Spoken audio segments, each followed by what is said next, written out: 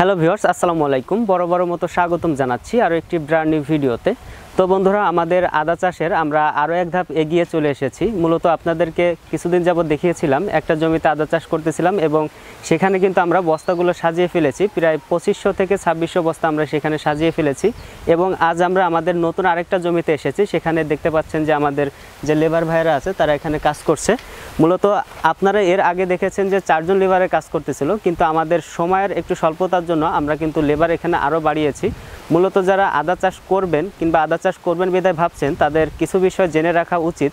সেটা হচ্ছে, আপনারা যারা আদা রোপণ করবেন তারা কিন্তু বর্ষার আগে আপনাদের সমস্ত কাজ কমপ্লিট করে ফেলতে হবে। যদি আপনার এই কাজটার ভিতরে যদি কোনোভাবে ভারী বর্ষণ বৃষ্টি হয়, সেই ক্ষেত্রে আপনি কিন্তু খুব বেশি সম্মুখীন লসের সম্ভাবনায় পড়তে যাবেন। আপনারা চেষ্টা করবেন যে বর্ষার আগে সমস্ত কাজ কমপ্লিট করার জন্য। আমরা একটু কাজে পিছিয়েছিলাম, যার কারণে কিন্তু আমরা এখন লেবার অনেক বাড়িয়ে নিয়েছি। মূলত এটা হচ্ছে আমাদের মূল টার্গেট। আরেকটা হচ্ছে আমাদের আরেকটা টার্গেট আছে, সেটা হচ্ছে আপনারা জানেন কিনা জানি না, আমরা 10,000 বস্তা আদা চাষ করতে যাচ্ছি এবছরে। আমরা পরীক্ষামূলকভাবে 10,000 বস্তা আদা চাষে যদি আমরা সফল হই, সেই ক্ষেত্রে আমরা কিন্তু সামনের বছর আরও বাড়াবো, 50,000 প্লাস বস্তা করব। সেই ক্ষেত্রে কিন্তু আমরা কিন্তু এটা টেস্টিং হিসাবে আমরা অনেক কিছু শিখতেছি, অনেক কিছু বুঝতেছি, এমন পর্যায়ে আছে। মূলত আমরা এখানে যে মাটিটা নির্বাচন করেছি এবং এখানে যে জায়গাটা আমরা নির্বাচন করেছি, সেটা হচ্ছে আপনারা আশেপাশে দেখতে পাচ্ছেন যে এই জমিটায় প্রচুর পরিমাণ কলা গাছ ছিল এবং সেই কলা গাছগুলোকে সেটেও অল্প কিছু কলা গাছ রাখা হয়েছে। যার কারণ হচ্ছে, এখানে কিন্তু প্রচুর পরিমাণ রোদ আসলে আদা কিন্তু এখানে ভালো হবে না।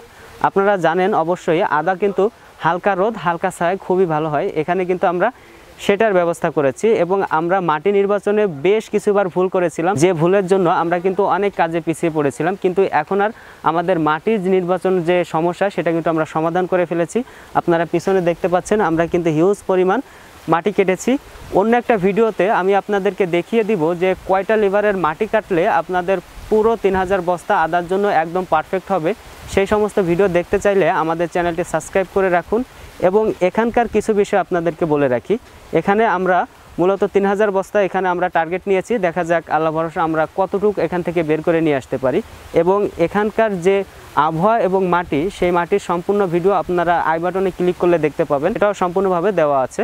আপনাদের যারা বাসায় খামার আছে কিংবা বেশি সংখ্যক গোবরের ম্যানেজ আছে, তারা কিন্তু আপনারা অগ্রিম সারের ব্যবস্থা করে রাখবেন। আপনারা একটা বিষয় মাথায় রাখবেন, আপনি যতই রাসায়নিক সার ব্যবহার করেন না কেন, আপনি যদি জৈব সার এখানে ব্যবহার করতে না পারেন, সেই ক্ষেত্রে কিন্তু আপনাদের ভালো ফিডব্যাক আসবে না। আরেকটা বিষয় হচ্ছে, আদা নির্বাচনের জন্য আদার বীজটা হচ্ছে সবচেয়ে মেইন ভূমিকা রাখে আদার বীজ। আপনি যদি আদার বীজটা খুব ভালো না পান, সেই ক্ষেত্রে আপনি যতই পরিশ্রম করেন, যতই সার দেন, যতই লেবার খাটান, যাই কিছু করেন, আপনারা কিন্তু সেখান থেকে ভালো ফিডব্যাক পাবেন না।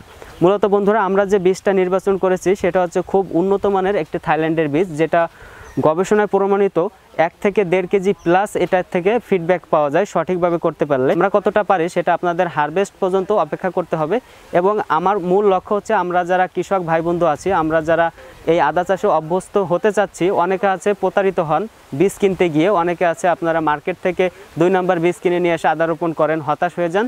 দেন আপনি 10 জন মানুষকে বলেন যে এই চাষে লাভজনক না, শুধু খরচ।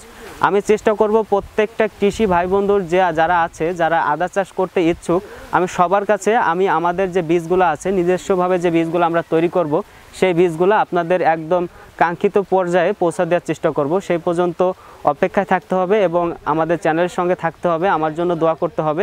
দেখা যাক আমরা কতটুকু ফিডব্যাক পেতে পারি। সো বন্ধুরা, আপনাদেরকে এখানকে আমাদের একটু কাজের পরিধি দেখাই। এখানে স্ক্রিনে দেখতে পাচ্ছেন যে আমাদের লেবার ভাইরা কাজ করছে, কিভাবে কাজ করছে, কিভাবে মাটি মিশ্রণ করছে, কতটুক মাটি এখানে দিলাম এবং কিভাবে আমরা বস্তাগুলো সাজালাম, A to Z এখন আপনারা স্ক্রিনে দেখতে পাচ্ছেন।